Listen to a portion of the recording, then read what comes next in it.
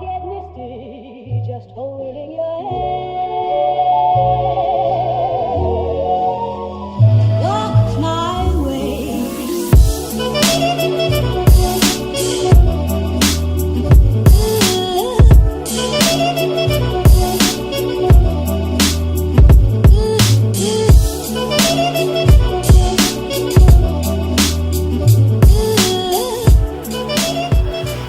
Alright, so here we go. Welcome to the next part of the campaign series down on Ocean Pit. I am absolutely buzzing. Just got here this morning, saw some fish, pinged out a couple of zigs and got a double take. One of them I lost because I just left it while I was playing the other one. But what a result we've got here with 27 pound, 12 ounces of beautiful mirror carp, 100 acres on a little bit of yellow foam. It's just unbelievable. So made up after the last session, which I'll go into in a bit of detail. But here we go, proper old dinosaur. Real cool fish. See if she'll behave for me. The fight was absolutely epic on a little size 8 fox zig and floater hook. Was real hairy to say the least. It just kept going on these proper long runs. Every time I got it anywhere near. You're really not happy.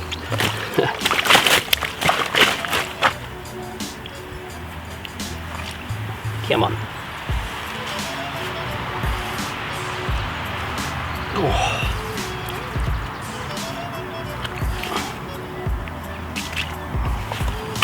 Let's give her a second. She really doesn't want to behave just yet. Let's try again. There we go. What do we make of that? What a beast. It's got a little torn up scale on the top, so I think maybe they probably spawned. I haven't seen any evidence of it just yet, but what a beast. The sun's now coming out. I got here so early. I'll go into a bit more detail in a little while, but just so made up. Right, let's spin around, shall we? Let's have a look at the other side. I couldn't ever have believed you told me that the first original I have out here would be on a little bit of foam on a zig, but the opportunity was just there when I got here and couldn't resist. The problem with these cradles, you get a real good soaking, but especially when they're this angry. Come on. Come on. Can't believe how much energy it's got after that fight. The fight was just brutal. Got a right drench in here, but I don't care. Got 24 hours this session again, another shortish session. But I'm already made up, I don't have anything the rest of the rest of the campaign. Come on. Oh, just got caught. Come on.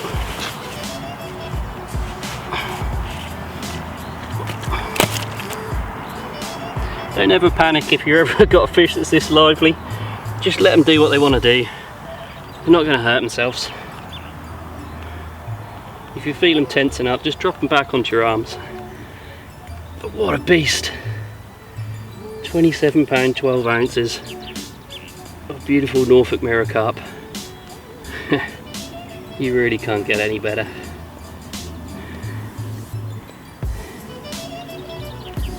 Right, let's flip her back and see if the fish have moved on, or see if we have a move. What a result. Get in.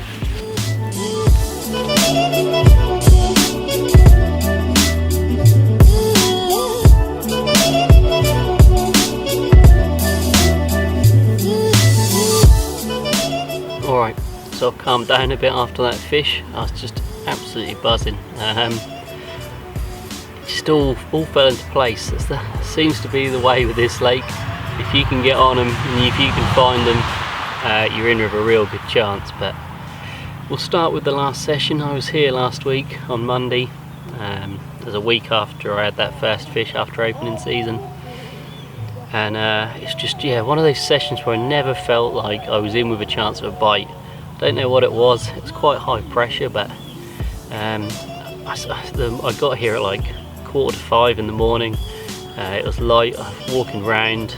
I just kept walking, just spending ages looking. It was hours till I decided where to set up. When I looked at my phone, I'd walked nearly 14 kilometres, I think it was, just around the lake trying to find them.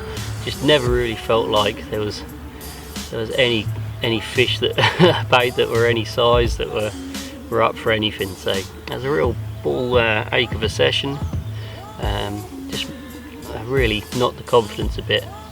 I just didn't feel like I was on it. So it's a week starting this morning, another early morning. Got up at like 4 o'clock, drove down here.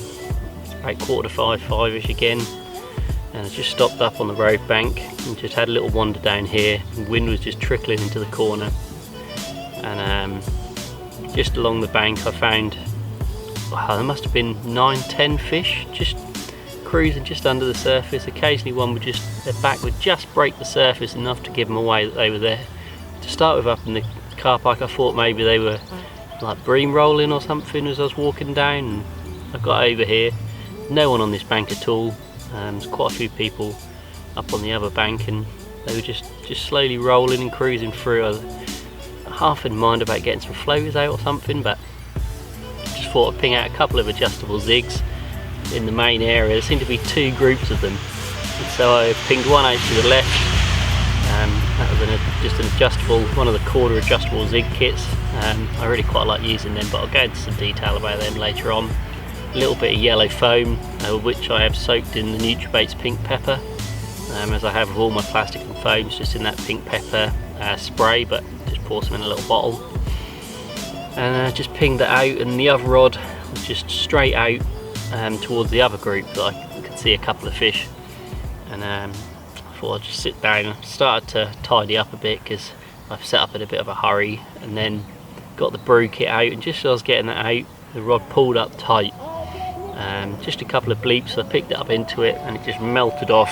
You could see it just tearing off along the surface. There was like a bow wave, and not long after that, about 15-20 seconds of playing that, which was miles away from my other rod, the right hand rod just beep, beep, pulled up tight, and I saw the tip bounce, and I thought, oh, bollocks, what's the chance of a double take?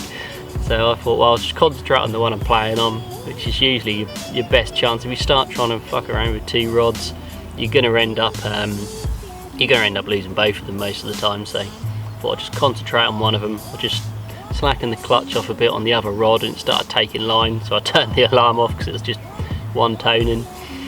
Yeah, so a bit of chaos for the fact that it was only like half an hour in, not even that. So yeah, that fish just tore around, like I was saying when I had it. It was just unbelievable, just run after run. Really was not happy. I think I ruined its day by just cruising about early morning. I wasn't expecting that zig, so yeah, finally got it in, and 27-12, made up, absolutely made up. But got the rods back out now. I just popped, like, reeled in when I had that fish, and just popped back up to the van to get a few other bits and pieces. Just thought, had a little look along the bank, didn't really see anything. The fish had backed away, as you'd expect. A bit of disturbance with two takes. So the sun's now coming up. It's probably a bit bright for you, I apologise for that, and the wind's turned, it's trickling back down this bank, so I'm going to stay here for a couple of hours, because I'm hoping that they might have just backed off into one of the corners, and they'll just trickle back out with the quiet again, because it's now only about 7:30, and I've got a feeling there's 4 or 5 anglers on the upper bank, and I've got a feeling they're going to start spodding away in a little while. One of them was when I first got here, was spodding away. So hopefully if there's any fish have drifted that way, that might push them back out. I've got the zigs out, nice and quiet. So yeah, we'll give it till about 10, 11ish, and if I haven't seen anything else, I'll probably reel in, take the gear back to the van, and just go for a walk up the other end of the lake, and just have a look around, see what I can see. So we'll play it by ear today. If I don't talk to you later on with another fish, then probably be talking to you in some detail about the adjustable zig setup that I've been using so far this morning. Alright, so it's the afternoon now. It's been really quiet since I had that fish. there's not been a lot showing. I think they've really backed off since I had that. That double take must have really spooked them out of the area, but just gone and got a couple of bits from the van when I reeled in just then. Had a walk up and down the bank, and I've not seen a lot else elsewhere. And the weather's meant to be really similar tomorrow morning, so I think I'm going to stay where I am, keep the Zigs out for the night, unless I see anything else before dark now. It's only early afternoon, so there's still time to see something and move, but hopefully try and nick one in the morning if they cruise back through here first thing, if I can keep nice and quiet out of the way. But I just thought I'd go into some detail about the adjustable Zig setup that I use when I'm fishing. It's a really nice setup. I find it really easy to use. It's based around the Corda adjustable Zig float. We'll see if we can pick this up without getting in a complete tangle. But it starts off with this little medium float. I like to use the medium size. And all it is this little boom section attached to a 4-ounce lead. It's really simple, so you just tie up your normal hook, well, the normal Zig hook link, but at like 5 to 6 foot. Doesn't need to be that long. And then it just attaches to the top of this float with a little quick change swivel. I just use a figure of 8 loop, nothing fancy. It's got a little boom section here to help kick it away. Then that goes, your main line goes through the float, and then the boom section runs. So the idea is that you cast the whole lot out to where you want, and then you let it all rise up slowly to the surface, and then I use binoculars and I can slowly pull it down until I see the little bit of foam just drop under the surface. Then I know I'm just below the surface, which is where I had those fish earlier. But once you're at that point, you can just peel back a foot at a time of line, so you can really control your depth of where you're fishing with these. And it saves reeling in, tying up whole new Zig hook links, using up loads of line each time. It's a really easy way, and if you're in an area and you can see fish cruising and you're not getting bites, you can just tinker, just give it a couple of turns on the old clutch, drop it or lift it up a foot or two. So it's really simple setup that from Corda. I really like it. I think Fox do one as well, but I've only used the Corda one and I really enjoy using it. To stop tangles when you cast, I didn't mention that, but all you have to do with the float is you get a bit of foam, you lick it and you stick it to the square that they've put on the back of the float.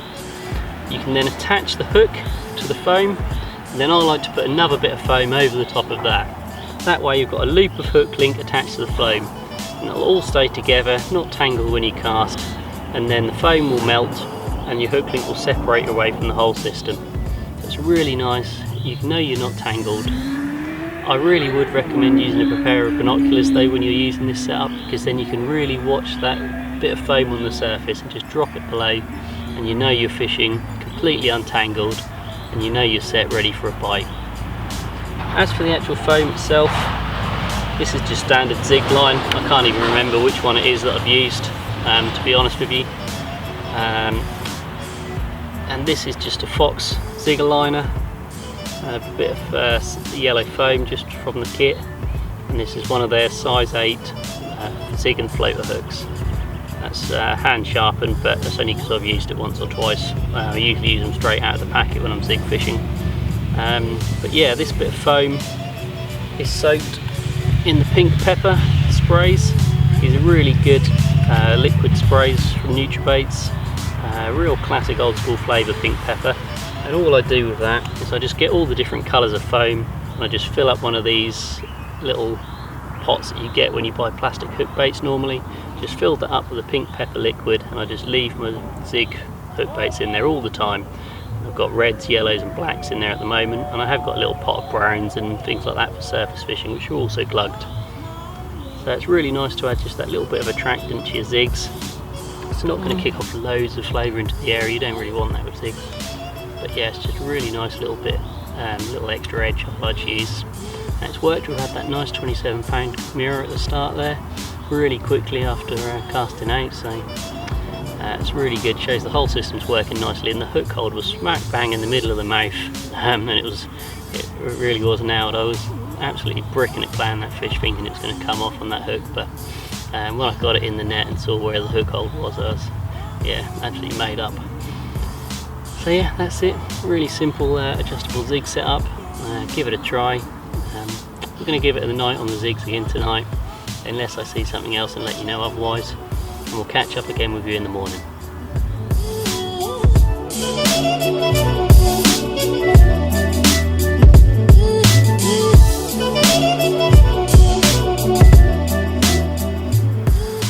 Right, good morning. It's a very quiet night last night, as expected really. The weather changed a lot more than the weatherman had said.